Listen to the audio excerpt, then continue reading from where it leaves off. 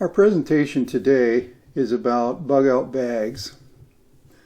I've included in the comments section some additional links, but you can find an untold number of YouTube videos and websites giving ideas of bug-out bags, their purposes, and what could go in them.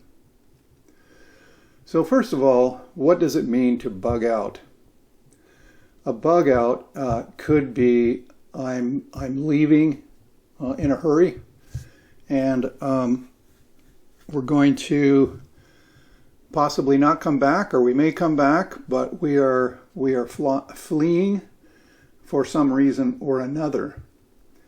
The term bug out, according to the dictionary, appears to have started with the military, having to do with a retreat during a military action. To flee in a panic or especially in a hurry.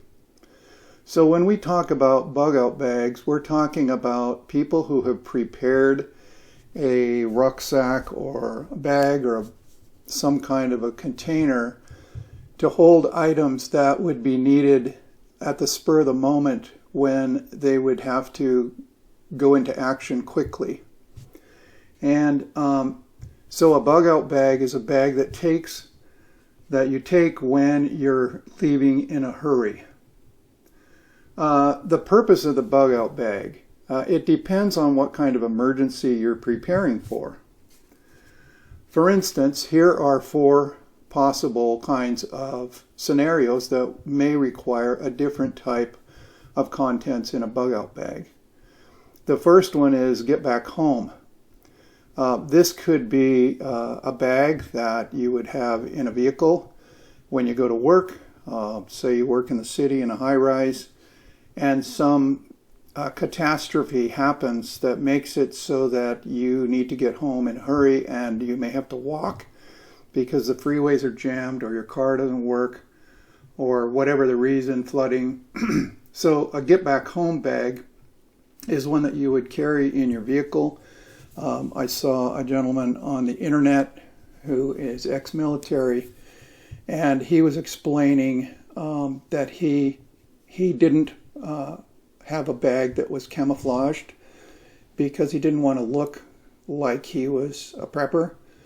So he had just a regular commercial kind of a rucksack that was earth tones. So it just looked like a guy on a bicycle with a backpack. He takes it in his car, and then when he goes to his office to work, he takes it and puts it under his desk. So it's with him pretty much all the time, so that if something happens that makes it so he has to walk home, that he has with him what he might need to make that journey. The next one is you're going to leave home, but you're planning on coming back. The next one is you're leaving home, but you're going to another location, and these are often called a bug-out location, a predetermined place where everybody in the family knows they're going to meet. And the last is leaving home and not coming back. So let's take a look at each one of these. Here's a getting back home bag. This is an example of one that is not camouflage. Probably shouldn't be white or light gray. Probably tan and green might be better if you're trying to blend into the woods, if you're trying to disappear. But I like the idea of not having one that looks like you're some commando army guy. So this is in an emergency while you're away from your house, and it has the items that you would need for a couple of day journey possibly to get home. The next category is leaving home but coming back. And it's assumed that you'd be coming back within about 3 days. So one of the nicknames for this kind of bag is a 72-hour bag. And here is an example of a 72-hour bug-out bag. If you look at the items here, you can see that it talks about water. It talks about carrying water, but that if you were going to go for 3 days, you couldn't carry enough water. So, because a gallon of water is 8 pounds, so 3 days worth is 24 pounds. That's about how heavy you want your pack to be. So the idea is to have some way to purify water as well as carrying some water. You've also got some documents such as a driver's license, passport, etc. And then you've got a flashlight with extra batteries, etc. They suggest don't forget your pet, which I'm not sure that would apply necessarily if you were working in an office in a high-rise. And then some foods. Now, MREs are military rations that are prepackaged that last a long time. They're probably not very good tasting, but that's what an MRE is. Then clothing, depending on the season that you're in and how far it is from your office or wherever you might be for 72 hours to get home. Many preppers talk about carrying a weapon. I'm not into that. The next one is a way to start a fire, and they suggest several ways to start: matches and a lighter and some kind of a striking device that makes sparks. They talk about some kind of communication. I would suggest two possibilities there. One is a ham frequency radio receiver. They make some called Bofang that are like 20 or 30 bucks that have ham radio frequencies. They're actually a transmitter as well, so you could talk if you needed to in an emergency. Those little handheld radios. Also, there's these Motorola little walkie-talkies that you can buy at Costco. Those are good if you have multiple family members. You can just turn it on and talk to each other and where are you and so forth. Some kind of shelter, some money, or first aid items. Now, another category, the third one, is leaving home to go to another location. So in this case, many times people talk about a bug-out location. A bug-out location is some predetermined, pre-set up, out in the woods kind of location most of the time. It could be property that you own for that purpose, or it could be some that it's squatted on government land or timberland. Sometimes people build a little cabin, some kind of shelter, and they'll stock it with some things. Now, in the case of traveling to a bug-out location, if the location is far enough that you are finding yourself walking instead of driving, probably when you build this, if you had a bug-out location, you probably drive to it. But if for some reason you can't drive, then what some people will do is they will say it's 3 days away. They will hide a cache, which is a waterproof container buried in the ground, along their journey. So if they get 1 day out, then they can find this cache and have some resupply and then do it again and again. So anyway, these serious bug out location kind of people often will do that sort of thing as well. Then the last one is you're leaving and not coming back. This is more of a survival kind of a scenario. So if you're not coming back, you're going to run out of food. You're gonna only be able to get what's in your bag, and there's a likelihood you wouldn't be able to go to a store and resupply. So this is a much more serious survival kind of a category. So what should be in a bug-out bag? And like I say in the video description area, I have a link of someone's suggestion of things that are often forgotten that you might want to add to a bug-out bag. But the things that I have are kind of basic, and I picked 20 of them, not in any particular order, although I think the last one is the most important. So the number one is survival cord. Now you could just have some nylon rope or something like that, and it would probably work for setting up some kind of shelter or hanging up clothes to dry or things like that. But if you want to get serious about it, survival cord is made up of threads of different kinds of things. For instance, on the left you see paracord. Paracord is the strength of rope that's used on a parachute where your life depends on it, so it's very strong. And then the next thing over marked is waterproof tinder. So this is a strand of a material that will be able to be used to start a fire. So if you were in the rain and you couldn't get things going, you couldn't find any dry materials, you're having a hard time getting a fire to go, you could pull one of these threads out of your survival cord and have some dry, waterproof material to start a fire. Another thing is a 25-pound fishing line. Be pretty hard to fish with a big old nylon rope, but you could pull this line out of there and go fishing if you had to. And then Kevlar thread. Kevlar is extremely strong. So there's just an idea of a survival cord. Item number 2 is a multi-purpose knife. Now, I have a good knife. I have a buck knife. By the way, buck has always, as far as I know, and still do, when you buy a buck knife, it comes with a little paper with a Bible verse in it, because these are Christians. But in this particular case, this is one of those multi-purpose knives. You've seen some cheaper ones with a fork and a spoon.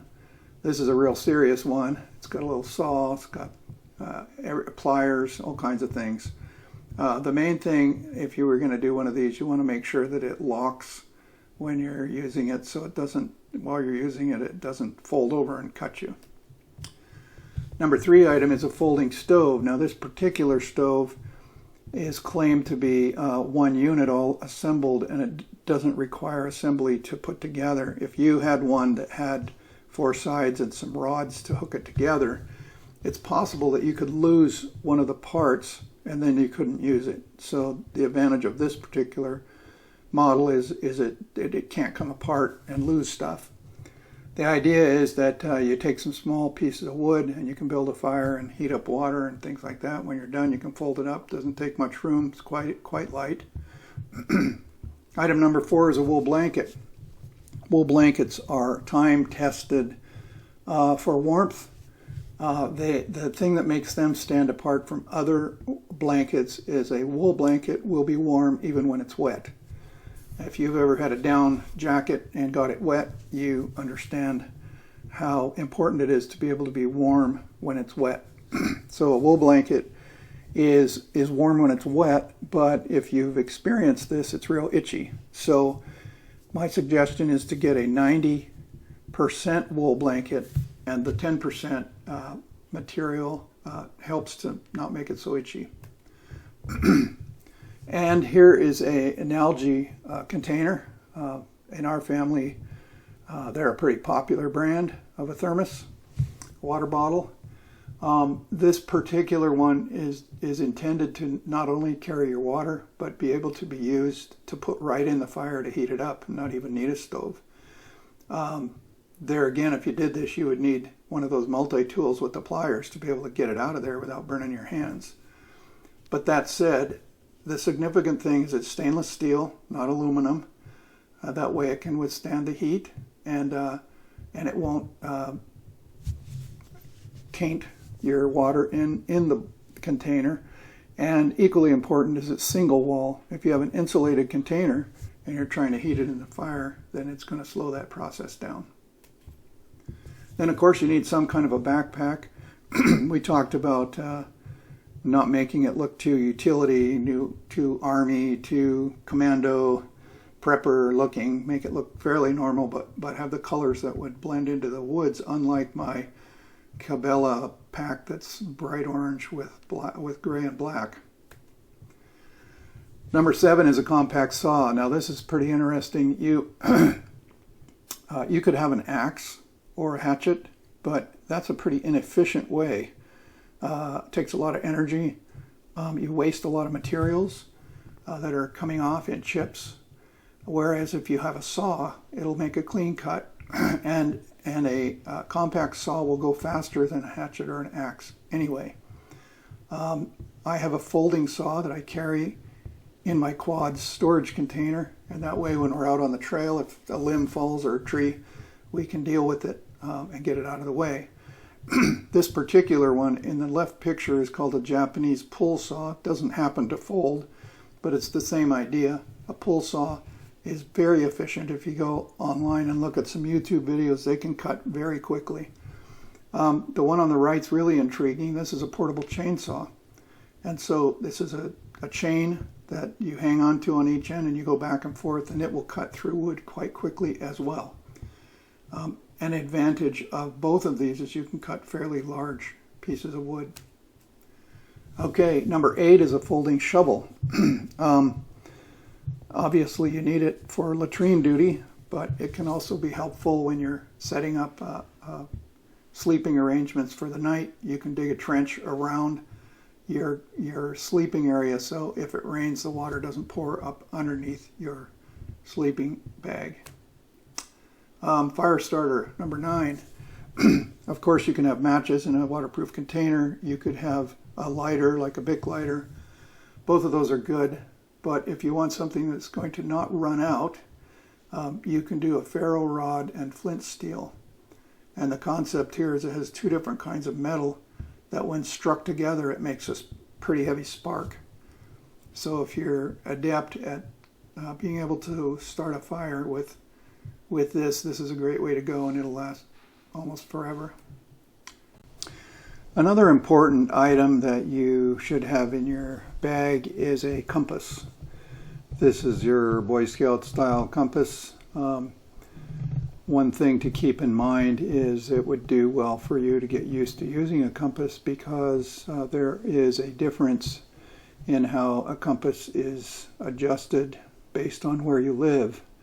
That's called declination. It's the difference between magnetic north and true north. Not a real big difference, but if you were traveling quite a ways, it would be important. And so one thing that may help is that if you are in the woods, and you may find that most of the time moss is on the north side of a tree. Another thing is that you can find the North Star in the sky at night and have an idea where north is. But a compass is a good thing to have. Number 11 is some kind of compact first aid kit. Inevitably, you're going to get a cut, and the last thing you want is to get an infection out in the wild. Number 12 is some plastic trash bags. I might also suggest some Ziploc bags. These can be used, plastic garbage trash bags can be used for all kinds of things. You can use them to lay down on the ground as a waterproof barrier above your sleeping apparatus. It could be used for segregating things in your bag. It could be used to put trash in, to carry it out, keep it sealed. All kinds of uses for plastic trash bags. A headlamp is a good idea as compared to a flashlight, because it will free your hands up, which you're probably going to need for your other activities. So a headlamp and some extra batteries. And to go along with your compass is a topographical map in a Ziploc bag. The Ziploc bag will keep it from getting wet. And the topographical is a map that has lines that show the elevations. So you can tell at a glance whether there's a steep embankment up ahead or whether it's easy hiking. Depending on what kind of bag you're setting up and what it's for, would dictate which kind of map you would have. For instance, if you were going to hoof it from your office in the city to your rural or urban property and you couldn't drive, then possibly a road map would be adequate. Whereas if you are going to be going through the woods, a topographical map would be really helpful, and that would be for your other 3 categories of bags, where you're leaving and coming back, you're leaving and going to another location like a bug out, or you're leaving and not coming back, especially. So if you had a bug out location to meet your family, you would want to have the map that would be covering the territory from your house to there. Then you need some way to sleep. That takes something to sleep on, something to sleep in, and something to sleep under. We talked about plastic bags. but they're not really big enough to cover the whole ground. If you get a poncho like the one on the left, it's big enough for you to stretch out on and build your sleeping area. And it also has a hood in the middle, so you can use it as a rain jacket, which will also cover your backpack. A poncho is really invaluable. And then you need something to sleep in. Not necessarily a sleeping bag, but you do have a wool blanket if you have what's on this list. There's also a liner kind of thing that can be used, a bivouac liner that's lighter that could be used. Or if you have clothing that's adequate for the temperature, you might not need some kind of sleeping bag, so to speak.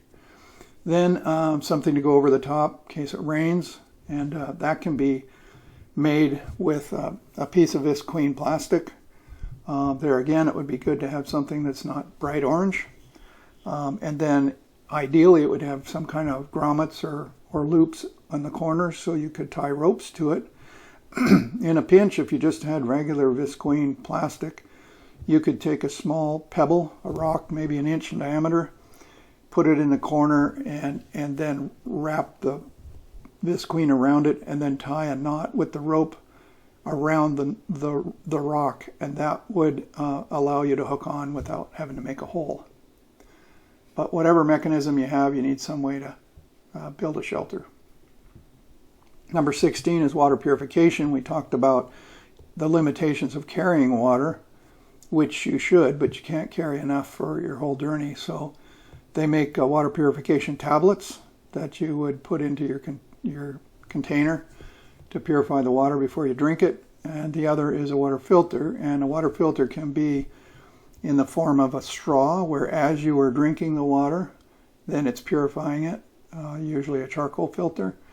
Or you can have one that as you pull it out of the creek, it filters it into your container, leaving your container uncontaminated.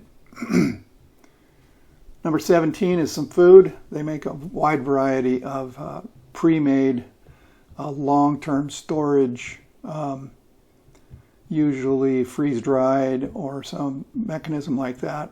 This is a veggie chili, for instance, and all you do is add water and let it hydrate and heat it up. So that would be something that you could have in your bag for a long time and it would still be good later. Clothing depends on the weather. You need to analyze what you have to deal with for the weather. More than one pair of socks, because when socks get wet, you'll want to have another pair of socks. And gloves are handy because it would help to avoid you getting injured on your hands, which you're going to be using a lot. And then what type of jacket or hat you'd have would depend on the weather. Personal items, that varies from person to person and how much weight you want to have in this. It could be ID, could be a cell phone, could be glasses, could be some emergency kind of small items that are unique to you, medical devices and so forth. Last but not least, I think most important, would be to have a pocket-sized Bible. That's not a big Bible like I have, but something small that would fit in your pocket, like I used to have when I was in high school and college. And that way you have God's Word for encouragement when times are difficult without packing around something big or trying to remember the promises. So why should you have a bug-out bag? In conclusion, let's analyze the different kinds of potential scenarios. Again, it depends on what you're preparing for. That's why some people have multiple bug-out bags for different purposes. There is a friend of mine who, when her kids were young and they would travel to go to school or whatever, she had a bag for each of them. And it had, some snacks and a few little things, extra, clothing, stuff like that. And she would always take it with her in the vehicle. And when they would switch to a different vehicle, she would transfer those packs into the other.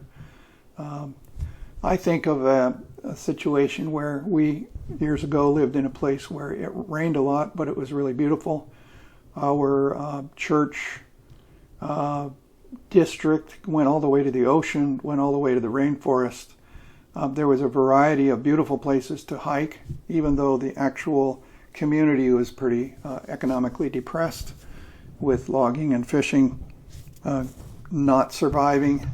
And so it was uncommon for, it was common for us to go to church and come out from church and go, wow, it turned out to be a nice day. I wish we had come prepared to go for a day hike in the Olympics or out at the beach.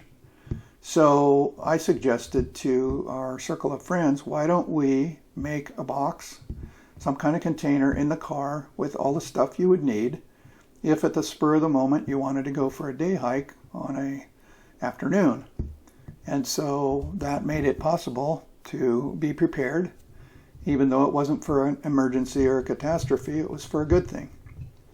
But when we're talking about bug out bags, we're talking about scenarios that we have unforeseen last minute tragedies that happen.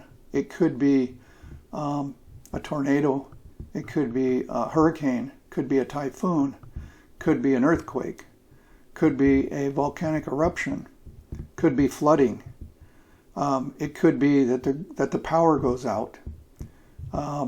There's a variety of scenarios that could happen that are a short-term emergency, to say nothing about long-term, like an EMP taking the grid down for good, or the economy crashing and everything coming to a halt. Bug-out bags are generally not made for those long-term problems, but they're made for the short-term emergency. So I know for me, I need to pay more attention to this concept of a bug-out bag. I have all of the contents for a bug-out bag, but they're strewn all over the place in different boxes and stuff, and I just need to take the time to consolidate and think about what goes in and have it available, and so that when something happens, I've got a leg up on being prepared. By the way, I don't know that you have to have a bag for each kind of scenario. I think it's possible to look at this list and the items that are suggested in the description area and come up with kind of a generic one-size-fits-all emergency pack that you could have, and that way you would be prepared for things that would come along and get you by for a few days.